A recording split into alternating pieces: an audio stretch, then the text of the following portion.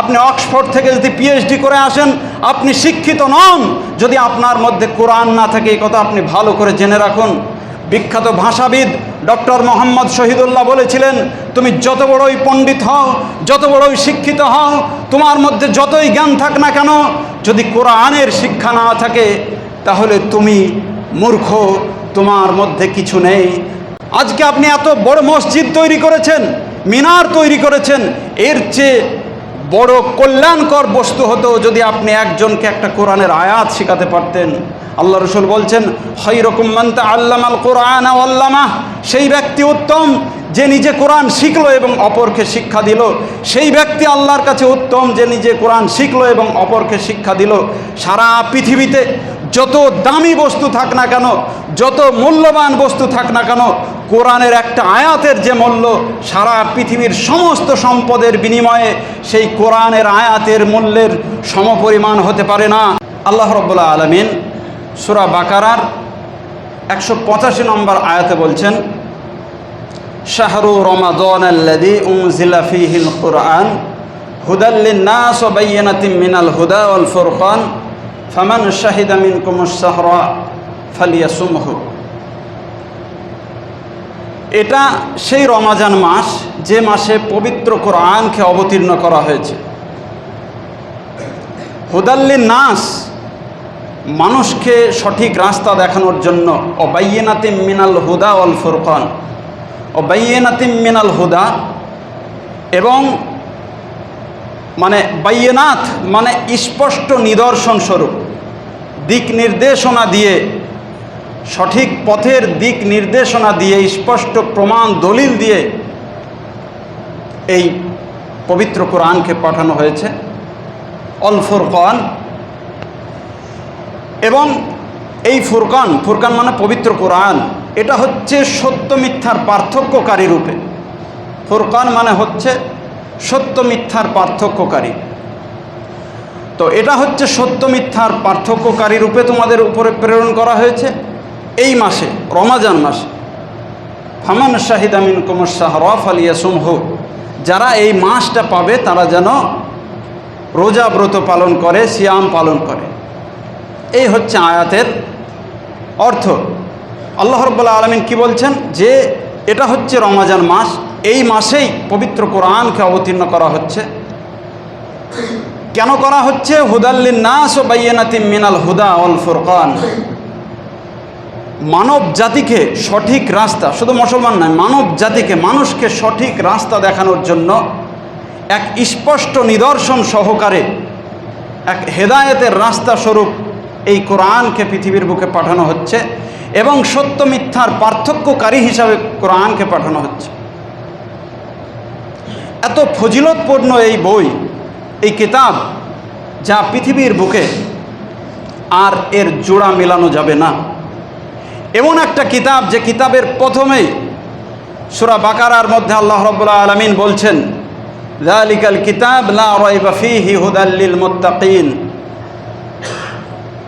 যে সেই কিতাব যে কিতাবের মধ্যে কোনো ধরনের সংশয় নেই, কোনো ধরনের সন্দেহ নাই। পৃথিবীর কোনো বইয়ে এই ধরনের কথা লেখক কিন্তু লিখে না। লেখক কি লিখে? ভূমিকায় লিখে যে যদি কোনো পাঠক আমার ভুল ত্রুটি বা কোনো কিছু ধরতে পারেন, বা চোখে কোনো ত্রুটি বিচ্যুতি ধরা পড়ে এই বইয়ের, তাহলে অনুগ্রহ করে আমাদেরকে জানাবেন। কর্তৃপক্ষ পরবর্তী সংস্করণে সেটা সংশোধন করতে বাধ্য থাকিবে। এটা কিন্তু প্রত্যেকটা বইয়ের রাইটার, লেখক কিন্তু বলে দেন।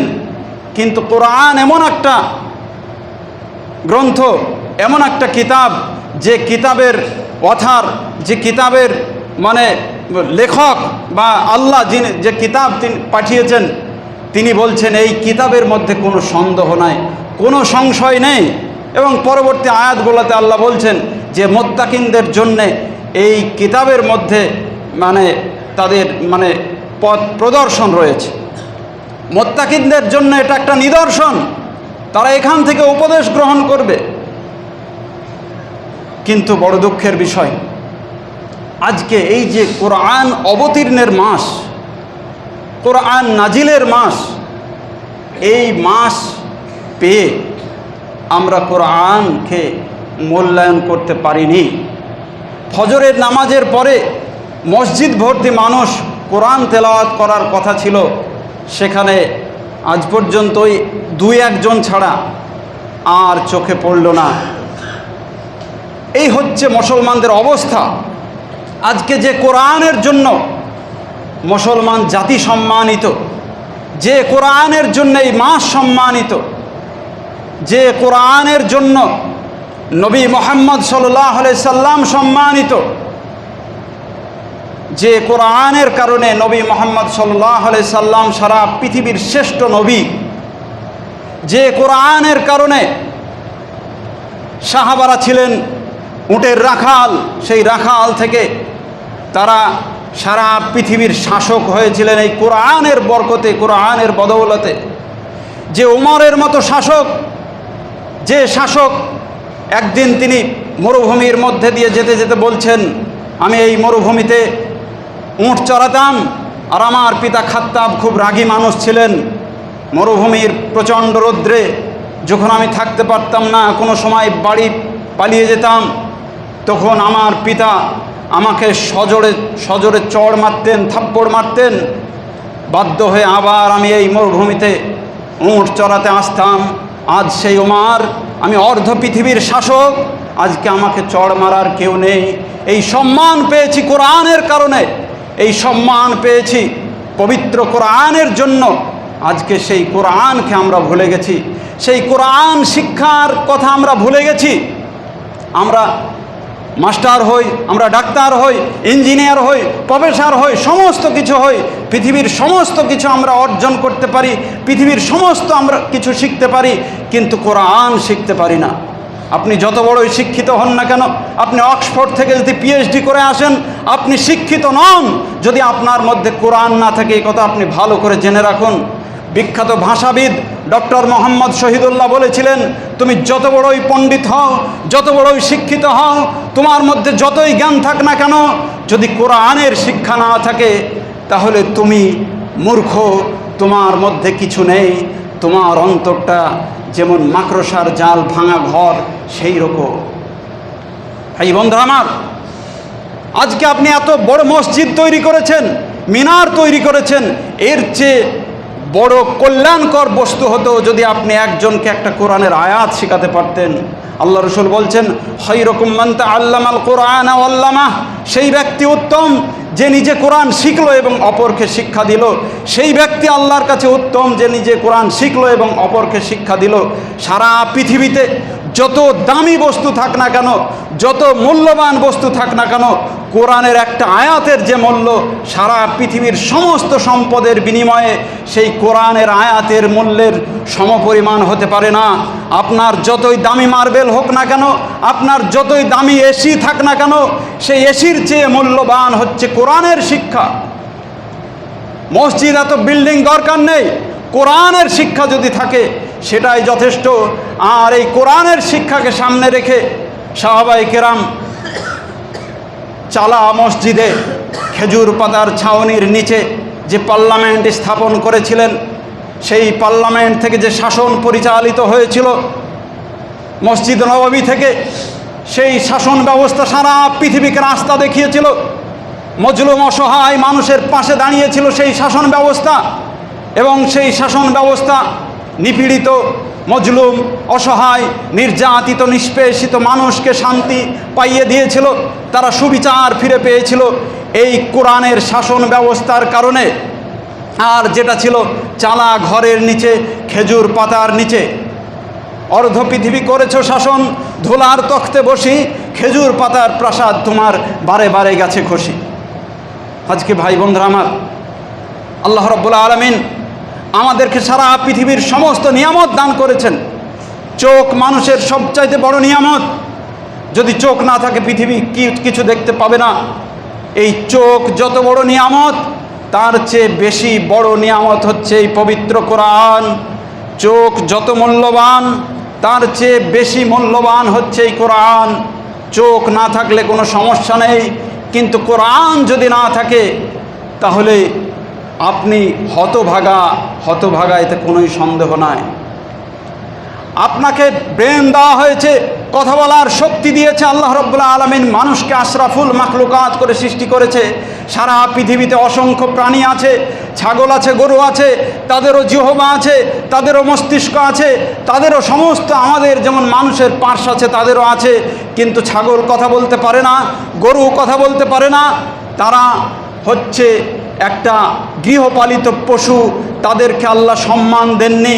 মানুষকে যতটা সম্মান দিয়েছেন, সেই মানুষকে সম্মানিত করেছেন করার পরে এই পবিত্র কোরআন দিয়েছেন সম্মান যেন ধরে রাখতে পারে। সেই জন্য তারপরে যদি আপনি এই কোরআনকে শিক্ষা না করতে পারেন, এই কোরআনের বিদ্যাকে কাজে লাগিয়ে যদি আপনি সমাজ পরিচালনা না করতে পারেন, রাষ্ট্র পরিচালনা না করতে পারেন, নিজের ফ্যামিলিকে পরিচালিত না করতে পারেন, তাহলে জেনে রাখেন এর শাস্তিও খুব ভয়াবহ।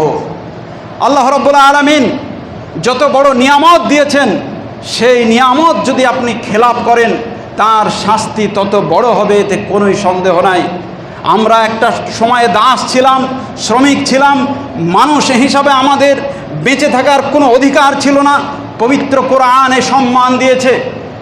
পবিত্র কোরআন বলেছে, ইয়া আইয়ুহান নাস ইন্না খলাকনাকুম মিন যাকারি ওয়া উনসা ওয়া জাআলনাকুম শুউবান ওয়া কাবাইলা লিতাআরাফু ইন্না আকরামাকুম ইনদাল্লাহি আতকাকুম।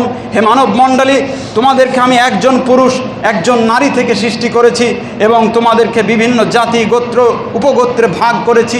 লিতাআরাফু, যাতে তোমরা একে অপরের মধ্যে পরিচিতি লাভ করতে পারো। তোমাদের মধ্যে সেই ব্যক্তি উত্তম যে আল্লাহকে সবচেয়ে বেশি ভয় করে। ভাই বন্ধুরা আমার, আমরা শ্রমিক ছিলাম, দাস ছিলাম, আমরা সভ্য সমাজে মিশতে পেতাম না। এই কোরআনের এই আয়াত আসার পরে আমরা মানুষ হিসাবে বাঁচার একটা অধিকার পেয়েছি, সম্মান পেয়েছি এই কোরআনের কারণে। আজকে সেই কোরআন যদি আমরা ভুলে যাই, সেই কোরআনের চর্চা যদি আমরা না করি, সেই কোরআন যদি আমরা না পড়ি, তাহলে আমাদের কপালে দুর্ভাগ্য ছাড়া আর কিছু থাকতে পারে না। দুর্ভাগ্য থাকবে, এটাই স্বাভাবিক। মুসলমানরা সারা পৃথিবীতে মার খাবে, এটাই স্বাভাবিক। তার কারণ মুসলমানদের মধ্যে কোরআনের শিক্ষা নেই, কোরআন নেই, কোরআন মুসলমানরা ভুলতে বসেছে। তাই বন্ধুরা আমার, একটা কথা আপনাদেরকে বলতে চাই যে কোরআন সারা পৃথিবীর শ্রেষ্ঠ গ্রন্থ। বড় বড় অমুসলিমরাও এ ব্যাপারে ভূয়সী প্রশংসা করেছেন কোরআনের।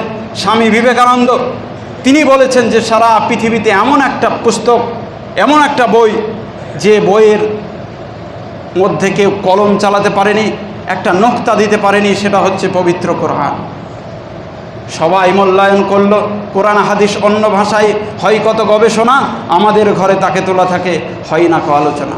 নামাজ পড়ি কিন্তু কোরআনটা শিখলাম না, কোরআন পড়া শিখলাম না। এর চেয়ে দুর্ভাগ্য, এর চেয়ে হতভাগা আর কি হতে পারে?